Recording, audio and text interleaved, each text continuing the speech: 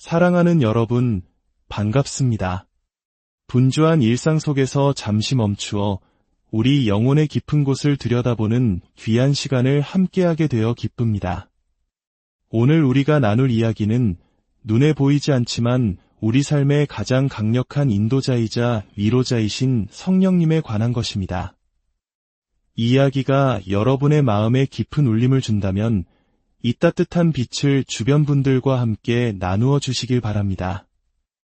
여러분의 좋아요와 구독은 이 빛이 더 많은 이들에게 닿을 수 있도록 하는 소중한 응원이 됩니다.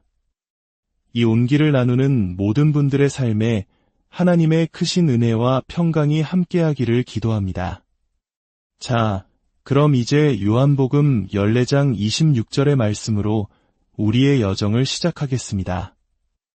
예수님께서 성령님에 대해 무엇이라고 약속하셨는지 귀 기울여 들어보십시오.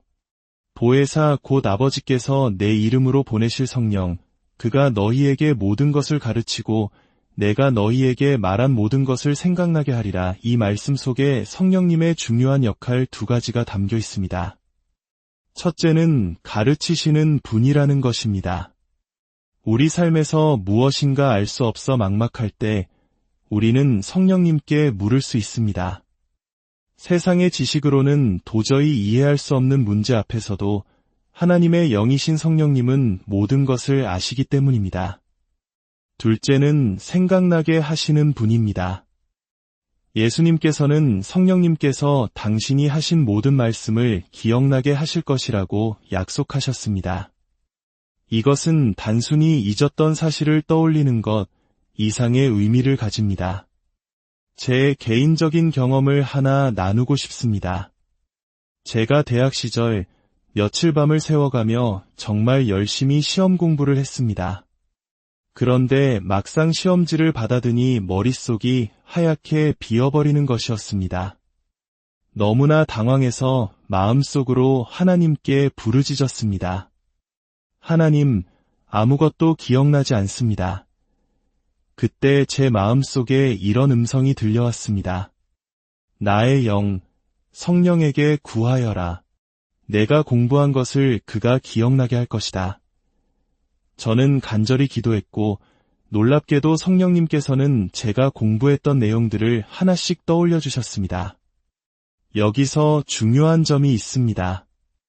많은 사람들이 공부하지도 않은 것을 성령님께서 알려주시길 바랍니다. 하지만 성령님은 우리가 애쓰고 노력한 것을 바탕으로 역사하십니다. 그분은 우리의 노력을 헛되이 하지 않으시고 결정적인 순간에 그것을 기억나게 하시는 분입니다. 이 경험은 오늘날 대한민국의 수많은 학생들과 취업준비생들이 밤늦게까지 독서실과 도서관에서 씨름하는 그 고된 시간을 떠올리게 합니다. 여러분의 그 모든 수고를 성령님께서는 기억하고 계십니다. 우리는 지금 영적으로 매우 영광스러운 시대에 살고 있습니다. 역사상 가장 위대한 성령의 부으심이 약속된 시대, 바로 오순절의 축제 기간을 살아가고 있기 때문입니다. 이 영적 축제는 2000년간 지속되며 지금 우리는 그 마지막 때를 향해 가고 있습니다. 시간이 흐를수록 세상에는 더 강력한 성령의 움직임이 나타날 것이며 이는 거대한 영적 부흥과 각성을 일으킬 것입니다. 하지만 동시에 이 시대는 흔들림과 혼란의 시대이기도 합니다.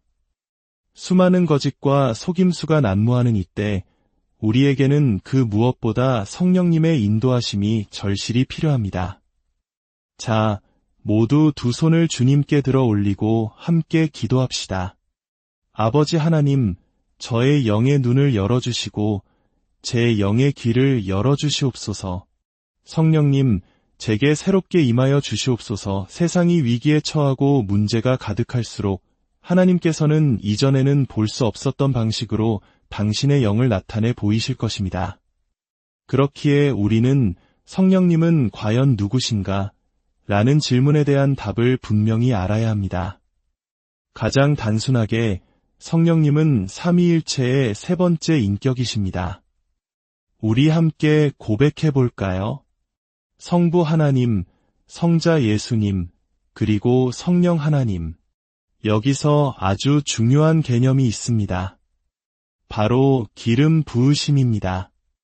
성부 하나님은 기름을 부으시는 분이시고 성자 예수님은 기름 부음을 받으신 분이십니다. 그리고 성령님은 바로 그 기름 부으심 그 자체이십니다. 이 관계를 기억하는 것은 매우 중요합니다. 성령님의 여러 이름 중 하나는 증인입니다. 요한복음 15장 26절은 그분이 예수님에 대해 증언하실 것이라고 말합니다. 법정에서 증인은 자신이 직접 본 사실을 증언합니다. 성령님께서는 예수님의 삶과 사역, 죽음과 부활의 모든 순간에 함께 계셨기 때문에 그 모든 것을 증언하실 수 있는 유일하고 합법적인 증인이십니다. 제가 예수님에 대해 이야기할 때 여러분의 마음속에서 그래, 저것은 진리야 라고 느껴지는 감동이 있다면 그것은 바로 성령님께서 제 말을 통해 진리를 증언하고 계시기 때문입니다. 반대로 어떤 설교를 들을 때 마음속에서 설명할 수 없는 거부감이 든다면 그것은 여러분 안에 계신 성령님께서 저것은 진리가 아니라 라고 말씀하고 계신 것일 수 있습니다. 왜냐하면 성령님은 진리의 영이시기 때문입니다. 요한복음 16장 13절은 그분을 진리의 성령이라고 부릅니다. 지금 이 순간 영적인 세계에서는 진리를 둘러싼 치열한 전쟁이 벌어지고 있습니다. 소셜미디어를 연구하는 전문가들에 따르면 하나의 거짓은 진실보다 6배나 빠르게 퍼져나간다고 합니다. 사람들은 자극적이고 부정적인 소식에 더 쉽게 반응하기 때문입니다. 누군가를 파괴하는 거짓 소문은 순식간에 퍼지지만 나중에 진실이 밝혀져도 그 진실은 아무런 주목도 받지 못하는 경우가 허다합니다. 그렇다면 진리란 무엇일까요? 진리란 실제의 가장 높은 수준입니다. 그 너머에는 아무것도 존재하지 않는 궁극적인 실체입니다. 그리고 기독교 신앙에서 진리는 추상적인 개념이나 철학이 아닙니다. 진리는 바로 인격이시며 그분은 바로 예수 그리스도이십니다. 성령님의 역할은 바로 이 진리이신 예수님을 우리에게 드러내 보여주시는 것입니다. 만약 여러분이 어떤 사람이나 사건의 진실을 알고 싶다면 유튜브나 인터넷의 소문에 의지하지 마십시오. 진리의 영이신 성령님께 구하십시오. 그분은 하나님의 증인이시기 때문입니다. 진리는 우리를 자유롭게 합니다. 수많은 속임수와 거짓 정보 속에서 우리가 길을 잃지 않으려면 우리를 진리 가운데로 인도하시는 진리의 영을 알아야만 합니다. 또한 성령님은 생명의 영으로 알려져 있습니다. 로마서 8장 2절은 그리스도 예수 안에 있는 생명의 성령의 법에 대해 말합니다. 성령님께서 계시는 곳에는 언제나 생명이 있습니다. 시편 33편 6절은 여호와의 말씀으로 하늘이 지음이 되었으며 그 만상을 그의 입 기운으로 이루었도다 라고 노래합니다. 여기서 입 기운이 바로 성령님을 의미합니다. 성령이 없는 하나님의 말씀은 그저 또 하나의 책에 불과할 수 있습니다. 그러나 성경을 기록한 사람들은 성령의 감동, 즉 하나님의 숨결에 의해 영감을 받았습니다. 성령의 숨결이 있는 곳에는 생명이 있습니다. 그런데 오늘날 많은 교회에서 이 생명의 불꽃이 꺼져가고 있습니다. 데살로니가전서 5장 19절은 성령을 소멸하지 말라고 경고합니다. 소멸한다는 것은 불을 끄거나 성령의 흐름을 막아버리는 것을 의미합니다. 안타깝게도 많은 교회들이 질서라는 이름 아래 성령의 자유로운 운행을 막고 있습니다. 물론 질서는 중요합니다. 하지만 우리의 목표는 질서 그 자체가 아니라 질서를 통해 생명을 얻는 것입니다. 인간이 만든 프로그램과 계획이 성령의 인도하심을 대체해버렸습니다. 우리가 내리는 수많은 결정들 중에 과연 몇 개나 성령님으로부터 온 것일까요? 로마서 8장 14절은 말합니다.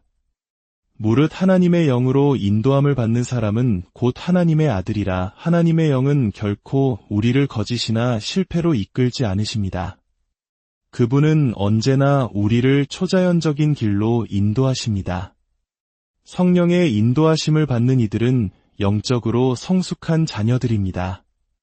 인간 예수는 성령에 민감하셨고 성령의 인도하심을 받으셨으며 성령 안에서 절제되셨습니다. 때로는 몇 주간 준비한 설교라 할지라도 강단에 서기 직전 성령님께서 그것을 전하지 말라고 하시면 순종해야 하는 것이 바로 성령의 인도하심을 따르는 삶입니다. 성령님은 언제나 우리를 하나님과의 초자연적인 만남으로 이끄십니다. 그분은 우리를 올바른 교회로, 올바른 사람들과의 만남으로, 올바른 사업의 기회로, 그리고 올바른 인생의 동반자에게로 인도하십니다. 혹시 내가 어떻게 여기까지 오게 되었지? 라고 놀라워한 적이 있으십니까? 그것이 바로 성령님께서 당신을 인도하신 증거입니다. 세상에는 4,000개가 넘는 종교가 있다고 합니다. 그렇다면 기독교 신앙을 그들과 다르게 만드는 것은 무엇일까요? 3가지가 있습니다. 첫째, 예수 그리스도의 십자가입니다. 자신의 추종자들을 위해 목숨을 바친 종교 지도자는 오직 예수님뿐입니다. 둘째, 초자연적인 역사입니다. 다른 종교인들은 그들의 사원에 가서 눈먼 자가 눈을 뜨는 기적을 기대하지 않습니다. 그러나 우리는 교회에 올 때 초자연적인 하나님의 역사를 기대해야 합니다. 그렇지 않다면 우리의 신앙은 또 하나의 종교에 불과할 것입니다. 셋째, 바로 성령님입니다. 예수님께서는 내가 너희를 위해 또 다른 보혜사를 보낼 것이다 라고 약속하셨습니다. 우리에게는 우리 안에 거하시며 우리를 도우시는 성령님이 계십니다. 이 3가지, 즉 십자가를 통한 죄사함, 초자연적인 하나님의 능력, 그리고 우리를 도우시는 성령님. 이것이 우리의 신앙을 살아있게 만드는 핵심입니다. 하지만 안타깝게도 오늘날 교회는 여러 가지 방식으로 성령님을 거부하고 있습니다. 어떤 교회에서는 성도들이 방언으로 기도하기 시작하면 조용히 하라고 제지합니다. 이는 성령의 은사를 거부하는 것이며 나아가 성령님 그분을 거부하는 행위입니다. 고린도전서 12장 31절은 너희는 더욱 큰 은사를 사모하라고 말합니다. 가장 좋은 은사는 무엇일까요? 예언, 기적, 분별력. 가장 좋은 은사는 바로 지금 당신에게 필요한 은사입니다. 단 한 번의 예언, 단 한 번의 지식의 말씀이 한 사람의 인생과 운명을 바꿀 수 있습니다. 교회가 성령의 초자연적인 능력을 거부하는 이유는 무엇일까요? 세상이 원하는 힘없는 신의 모습에 교회가 맞추려 하기 때문입니다. 그러나 하나님의 능력 없이는 우리는 결코 사람들의 근본적인 필요를 채워줄 수 없습니다. 위기의 순간에 당신을 위로하는 분은 누구입니까?